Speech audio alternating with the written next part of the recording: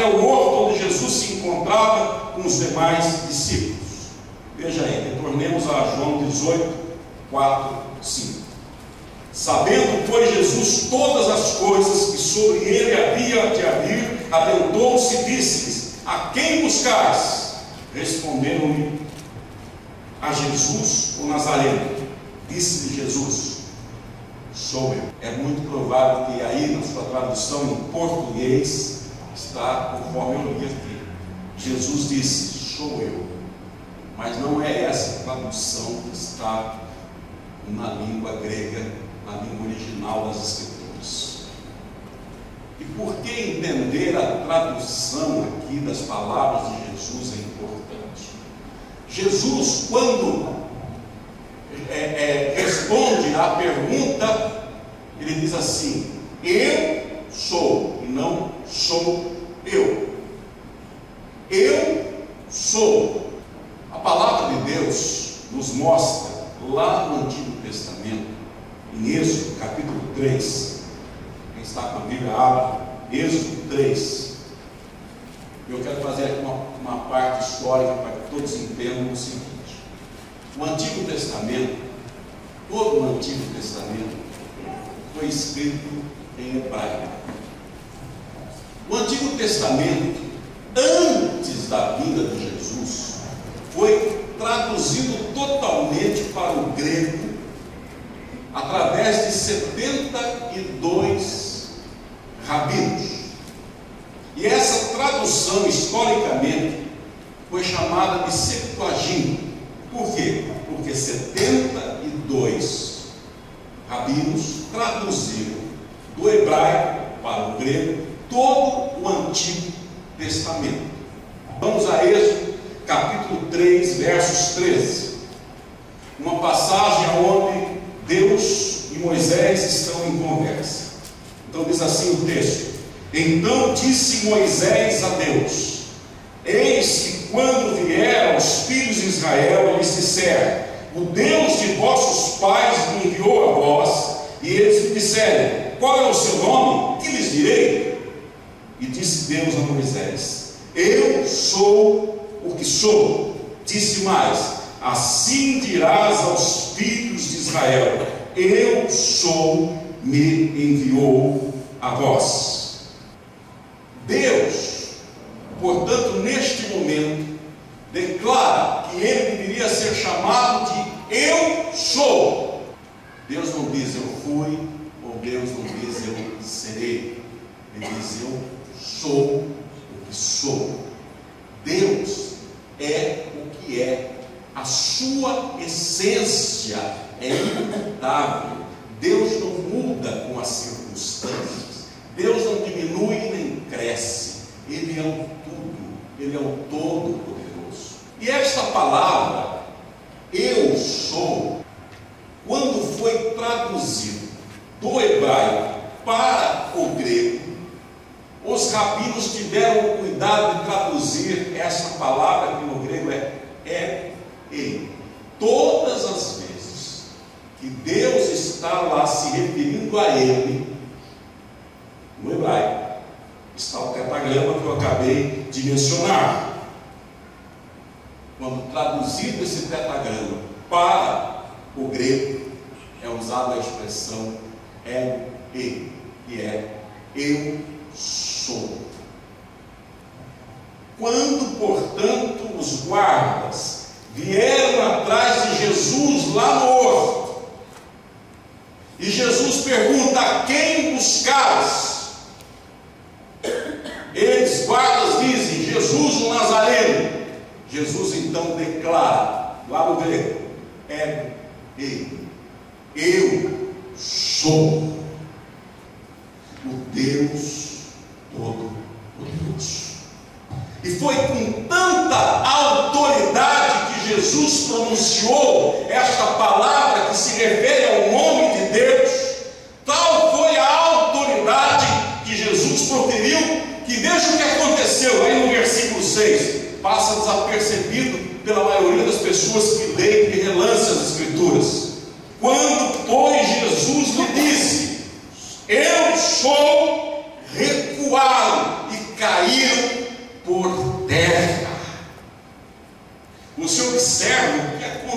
aconteceu com o grupo que veio prender Jesus? Recuaram temerosos e caíram, tal a autoridade e o poder com o qual Jesus declarou ser o Deus Todo-Poderoso. Mas em seguida, depois dos soldados, depois do grupo cair por terra, Jesus volta a perguntar: a quem buscais? Mas por que a insistência no texto de Jesus perguntar por 2 vezes: a quem buscais? Para que nós hoje tenhamos realmente uma resposta a essa pergunta. Eu quero agora perguntar a você: quem você veio buscar nessa noite? Quando você se relaciona com Jesus, a quem você busca? Nós observamos que Judas, ele não buscava Jesus como Deus. A projeção que Judas fazia de Jesus é que ele, Jesus, deveria ser o grande líder político libertador de Israel. Se observarmos o grupo, os guardas que vieram ali buscar a Jesus, foram buscar a Jesus num cumprimento de suas funções, no cumprimento de uma obrigação. Há pessoas que buscam Jesus para cumprir a obrigação. Me ensinaram que Ele é Deus, me ensinaram que Jesus é isso. Hoje é dia de ir na igreja, deixa eu ir na igreja, deixa eu cumprir minha obrigação com Deus, deixa eu cumprir meus deveres religiosos. E aí segue todo um ritual imposto por religião A, B, C, D, não importa. A relação é uma relação de uma busca por obrigação, por dever. Ou, no caso de Judas, por um interesse pessoal. Judas demonstrou, como judeu que era, buscar um Jesus formatado por sua religião. Judas também demonstrava buscar a Jesus para que ele satisfazesse seus desejos. Veja o que diz Lucas 22, 48. E Jesus lhes disse: Judas, com um beijo traz o Filho do Homem? A palavra beijo no grego, filema, vem de filéu, que significa amor. Beijo significa no grego demonstração de amor. E a palavra trair, do grego paradidome, significa entregar nas mãos de outro. Ora, descobrimos nesse versículo algumas coisas interessantes. Judas amava a Jesus. Está surpreso? Judas, o traidor, amava a Jesus. Judas amava a Jesus, porém, em função de ver nele Jesus, seus desejos satisfeitos. Não era, portanto, um amor construído na pessoa e no caráter de Cristo. Era um amor e uma busca construídos no interesse de receber algo. É assim que muitas pessoas amam a Deus ou a outras.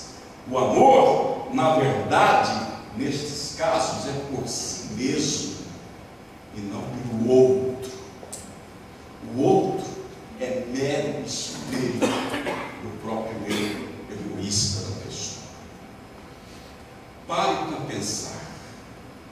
Você busca a Deus por Ele ou por você? Você busca a Deus pela pessoa de Deus ou por aquilo que Ele possa dar a você. Quando alguém diz que ama a Deus e toda a busca se centraliza em si mesmo, essa pessoa, na verdade, ama a si mesmo e não o outro. Às vezes, pessoas se relacionam assim. É o amigo que diz que ama o amigo, mas por aquilo que o amigo pode lhe oferecer. Não é a pessoa do amigo enquanto amigo que interessa, é o que o amigo tem para dar. Às vezes, cônjuges, namorados se amam assim. O amor não está centrado na pessoa, a pessoa é apenas um espelho que reflete o seu ego, o seu eu. Ela, a pessoa, outra, é aquela que vai cumprir seus desejos pessoais. E você chama isso às vezes de amor. Judas, com um beijo você trai o filho do homem. Ou seja, por causa dos seus interesses que eu não executei, que eu não cumpri, você abriu mão, Caim, abriu mão de mim e entregou a outro. Você está percebendo? Às vezes as pessoas abrem mão de amizades que o outro não fez o que se desejou dele. Mas que amizade é esta? Às vezes as pessoas abrem mão de Deus porque Ele não ouviu a oração dos seus desejos. Mas que amor a Deus era este? Parafraseando então Judas, muitos cristãos diriam: se tu não atendes minhas orações, tu não me interessa, Deus. Eu lhe pedi isso, eu lhe pedi aquilo, o Senhor não me ouviu? Esse Deus não me interessa. E aí, nessa relação, o homem continua sendo o centro e Deus apenas e tão somente um servo. Existe um Jesus fabricado pelo teu egoísmo. Existe um Jesus fabricado pelo teu idealismo. Existe um Jesus fabricado pelas tradições religiosas. Mas existe o Jesus verdadeiro, aquele que é revelado nas Escrituras Sagradas, aquele revelado pelo próprio Deus. A que Jesus você busca? O Jesus verdadeiro ainda está para ser descoberto pela maioria cristã deste mundo. Que coisa terrível! O Jesus verdadeiro ainda está por ser descoberto pela maioria esmagadora dos cristãos. A palavra buscar no grego significa procurar com empenho para descobrir. Isso significa a palavra buscar. Procurar com empenho para descobrir. Quantos aqui já descobriram o Jesus revelado nas Escrituras? Quantos aqui realmente podem dizer: eu descobri o Jesus revelado nas Escrituras?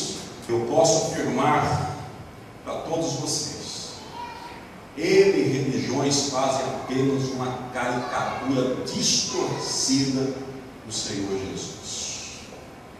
Ele e religiões transformam seus cultos, como já temos aqui afirmado, eles, em cultos não cristocêntricos, mas egocêntricos, aonde o interesse maior no culto é o homem e não Deus. Igrejas superlotam quando tem algo a oferecer para o povo, mas é o contrário. Um culto é um povo que adora ao Deus Todo-Poderoso. Tem gente que não tem paciência de orar, já reparou? Não consegue orar. E aquilo que ele chama de oração é uma relação interminável de pedidos. As pessoas às vezes não querem a pessoa de Jesus, querem só o que ele tem para dar, e por isso não tem paciência de estar com Jesus. Um culto de adoração muitas e muitas vezes, se convocássemos um culto de simples adoração, uma boa parte não viria. Mas se convocássemos, não é o nosso caso, nós abolimos porque é totalmente antibíblico, se convocássemos um culto de campanha, como nós já sabemos de resultado, a terra de gente. Mas até quando uma liderança que não quer a glória dos homens, que quer a glória de Deus, vai vender os seus cultos fazendo campanhas, tornando egocêntrico em vez de cristocêntrico? Conversão é você não se relacionar com o seu eu em Deus. Conversão é você se relacionar em Deus por causa de Deus. No Salmo 27, versos 8, diz assim: quando tu disseste, buscai a minha presença, o meu coração disse a ti, a tua presença, Senhor, buscarei. Perceberam? Deus diz assim: eu quero que vocês busquem, não é o que eu tenho para dar, eu quero que vocês busquem a minha presença, que vocês busquem quererem estar comigo, é a minha pessoa destituída daquilo que ela possa dar. Só fazendo um parênteses, que sempre fazemos para evitar distorções. É óbvio que, como filhos, podemos muitas vezes pedir para Deus. Se temos alguma petição, é óbvio que podemos fazê-lo. Deus não é contra isso. Mas, irmãos, há uma diferença entre nós nos relacionarmos com alguém e de vez em quando pedirmos coisas, e relacionarmos com essa pessoa todo o tempo pedindo. Em Mateus 6,33, buscai primeiro o reino de Deus e a sua justiça, e todas estas coisas vos serão acrescentadas. Buscai primeiro o reino de Deus. A palavra reino, lá no grego, significa governo. Às vezes a pessoa pensa que buscar o reino é buscar um lugar. O reino de Deus é um lugar. Reino é governo. Jesus está dizendo: busque ser governado, dirigido por mim. Descubra como é maravilhosa a direção e o governo que eu posso dar à sua vida. Busque ser dirigido passo a passo por mim. As pessoas buscam a Deus não para serem governadas por Deus, mas, por incrível que pareça, para governarem a Deus. Precisamos, amados, amar ser governados por Jesus. É um sinal de inteligência, porque ninguém ama mais puramente a nós do que Deus. Está percebendo, amados? Que a pergunta de Jesus é repetida 2 vezes, porque Ele quer enfatizar para a reflexão nossa, para que nós sejamos honestos conosco mesmos. A pergunta é essa: a quem você busca? Que Jesus você quer na sua vida? É o Jesus da palavra de Deus de verdade, ou é o Jesus dos seus interesses? É o Jesus que quer governar a sua vida e que muitas vezes